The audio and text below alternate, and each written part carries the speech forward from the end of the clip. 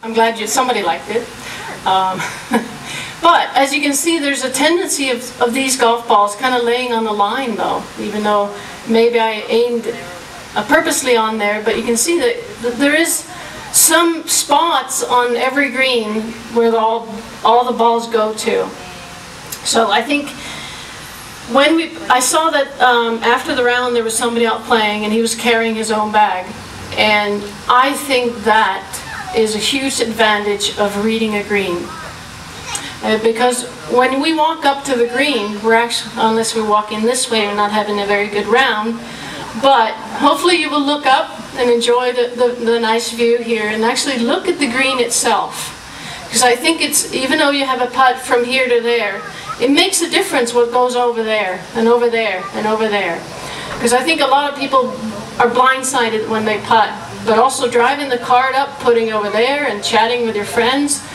There's ways that you can read the green from many different angles if you walk the golf course. I think that's a huge advantage. But also, when I have a putt, I try to divide them up in different areas if they're a little bit longer. There's no specific number of areas, it depends on the putt itself. Especially if they have big breaks, they have more areas. So I read it within the area, try to figure out where it could go in that area. So if I have a putt, let's pick a difficult one. Right? I picked the wrong club in the fairway, and I'm going to the pin from here. What I would do is, I seldom, though, I know a lot of people do, and it works really well. I seldom read the ball, putt from down below. But that's me. Oh, somebody clapped. All right, Bob, thank you. Waste of time. Now, but it also is very important to, all of us have a dominant eye. And sometimes that eye is very dominant. And what can actually help is if you close the other eye to read a green. Or close both eyes when you putt. That's what I use sometimes when I'm not putting well. I hope for the best. But what I do is I always start from here. And what I'm looking right now, I'm looking for high and low ends along this putt. And I can see in the beginning here that this left side is higher than the right. And when I figure out that most of the right side is my low side on this putt, I actually go halfway up and go a little bit away from the line itself. I do this on every single putt, even shorter putts. And I get a peripheral view of my putt when I sit down. This works really well for me because I get a distance feel as well, even though I'm not putting from here, but I can see the distance a lot better. But I can see all the contours a lot better. It's very similar to if you go to a museum of paintings, right?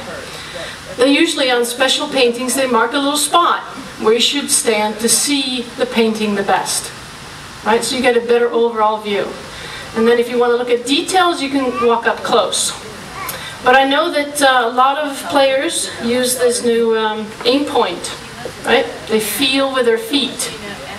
That's a good method if you can feel with your feet. I haven't gone through the training, but I've read it and studied it a little bit. I think maybe unconsciously I'm using my feet to feel.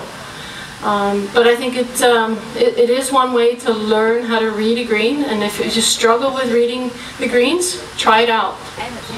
In Sweden we have a saying that all ways are good except the bad ways.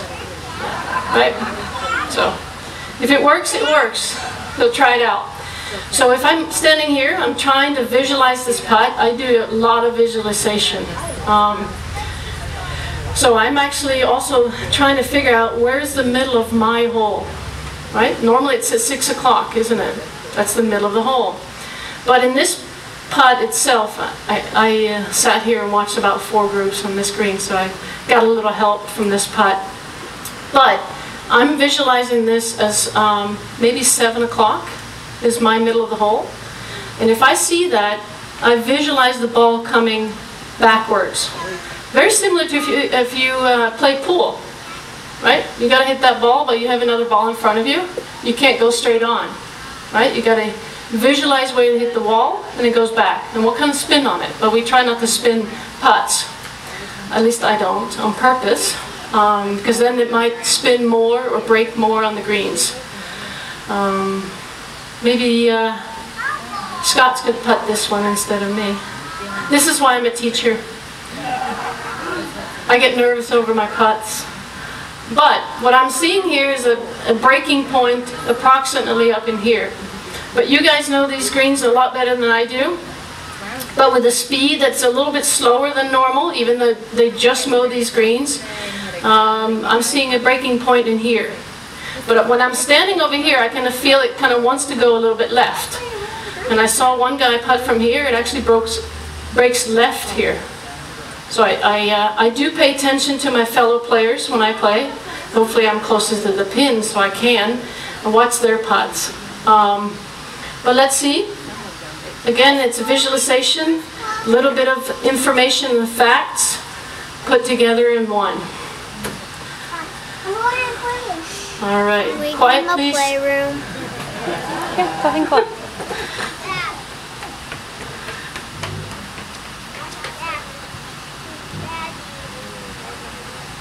Should break it back a little bit to the left. No, not really. I always get two serves. I used to play tennis, so.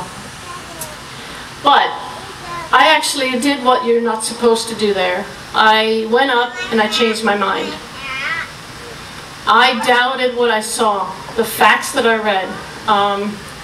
And that happens all the time, doesn't it? We read it and we think you got it, and you're standing over the ball and you change your mind. No, it's not breaking that much, or it's breaking a little bit more. So I changed it to a little straighter putt, but I still executed it like I had made up my mind. But most of the time you see that, okay, it's not breaking that much, or it's breaking more, and then we move in the stroke, okay? What I think is the most important when we putt are four things, right? Our aim. Very important to aim the right way, where we're going. Second, to hit the ball where we're aiming. And I think that's the hard part, to actually hit the ball where we're aiming. Because in my mind, I try to putt all putts straight. What does that mean? Right? I just aim differently every time. But I try to roll the ball end over end, or a straight ball. Because then I get a better feel of the speed of the greens, and I could become a better green reader. And I think that's my biggest recommendations to all of you, is to try to hit the ball where you're aiming next time you go and practice your putting. And what affects that, of course, is the equipment that you hold in your hand. And the biggest reason why I see that going, it's not because of the stroke, maybe. Right? The stroke could be good, but it's where you hit it on the face. I see a lot of people lining up the putter with the heel down, toe up. Okay? But then you have everybody on TV watch Steve Stricker, right? He's the opposite. He kind of lines his up, and he's the best putter. They always say that when he putts. But I think he's learned to do that exactly the same thing every time. So he reads his greens after the way he strokes his putts. But that's hard to learn, or it's hard to do repetitively. So, and that again goes back to how we hold the putter, okay? Because I think it's a little different than we hold a golf club. So if we hold a golf club like a hammer, I don't know what you would explain this, but I hold it very straight into my hand, follow my forearm. But if I hold it like a golf club, all of a sudden I get that toe up in the air. So it has to do with a lot of the grip. And I think also what helps a lot of students is to go to a little thicker grip. Both Superstroke and Golf Pride has really good grips now, where you get a little bit, it feels like it sits better in your hand. But it also helps you not to twist the putter so much. So I do recommend that you try that if you're struggling with these things. If you're the best putter in this club or in this state, don't change a thing. Okay? But again, I'm going to try to aim to the best of my ability. That's kind of how I think. Of course, I want to make every single putt, but my goal is to always do what I want to do, right? I learn better from that, I hope. See, he still breaks a little bit more to the right, but I think I got the speed right this time, right? Not a gimme putt from here, but I'll take that as a stroke play.